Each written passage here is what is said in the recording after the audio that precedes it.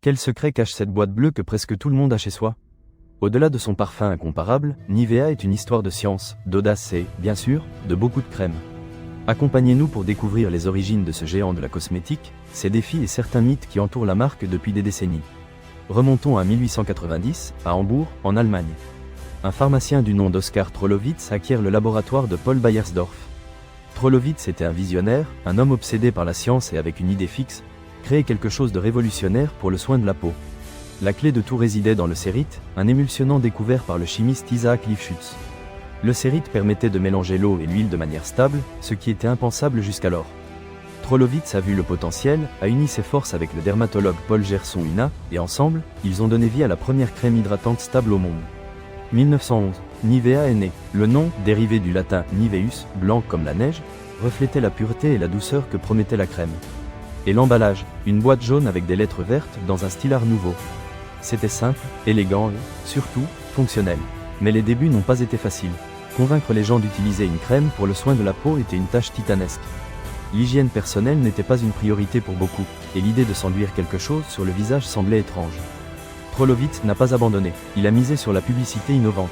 Il a rempli les rues d'affiches, a organisé des démonstrations dans les magasins et a distribué des échantillons gratuits. Petit à petit, Nivea a gagné du terrain. La Première Guerre mondiale a été un coup dur. Les matières premières se faisaient rares et le commerce international a été interrompu. Cependant, la marque a survécu. Et avec l'arrivée des années 20, Nivea a refait surface avec plus de force que jamais.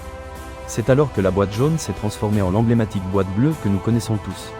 Un design simple, propre et intemporel, œuvre du designer Juan Gregorio Clausen. Le bleu représentait la pureté, la confiance et la proximité. La marque ne vendait pas seulement de la crème. Elle vendait un style de vie. Nivea s'est associée au soleil, à la plage, à la famille. Elle a lancé des produits après soleil, des crèmes à raser, des shampoings. Tout sous la même marque, avec le même parfum incomparable. Les années 30 ont été une époque dorée pour Nivea. La marque s'est étendue dans le monde entier, de l'Europe à l'Amérique latine. Mais la Seconde Guerre mondiale a de nouveau mis à l'épreuve la compagnie. Les usines ont été bombardées et la production a été interrompue.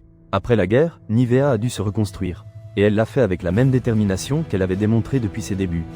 La marque s'est adaptée au nouveau temps, a lancé de nouveaux produits et a renforcé sa présence à l'échelle mondiale. Dans les années 80, Nivea Men fait son entrée sur le marché, se concentrant sur le soin masculin et brisant les stéréotypes. Elle démontrait que le soin de la peau n'était pas seulement une affaire de femmes. Mais qu'en est-il des mythes? Voici le croustillant. Pendant des années, une rumeur a circulé sur Nivea et sa prétendue relation avec le Troisième Reich. On disait que la marque avait activement soutenu le régime nazi et qu'elle avait même utilisé de la main-d'œuvre esclave dans ses usines. Réalité ou fiction? La vérité est que l'histoire est plus complexe. Beiersdorf, la société mère de Nivea, comme beaucoup d'autres compagnies allemandes, a été obligée de collaborer avec le régime nazi pendant la guerre. L'entreprise a licencié des employés juifs et a utilisé de la main-d'œuvre forcée. Cependant, après la guerre, Beiersdorf a reconnu sa responsabilité et a destiné des fonds à la compensation des victimes du nazisme.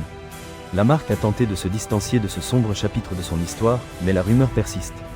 Aujourd'hui, Nivea est l'une des marques de soins de la peau les plus vendues au monde.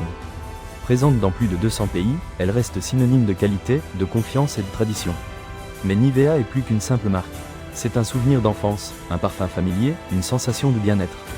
C'est la crème que nous étalait notre grand-mère, celle que nous emportions dans notre sac à dos pour aller à la plage, celle qui nous protège du soleil et du froid.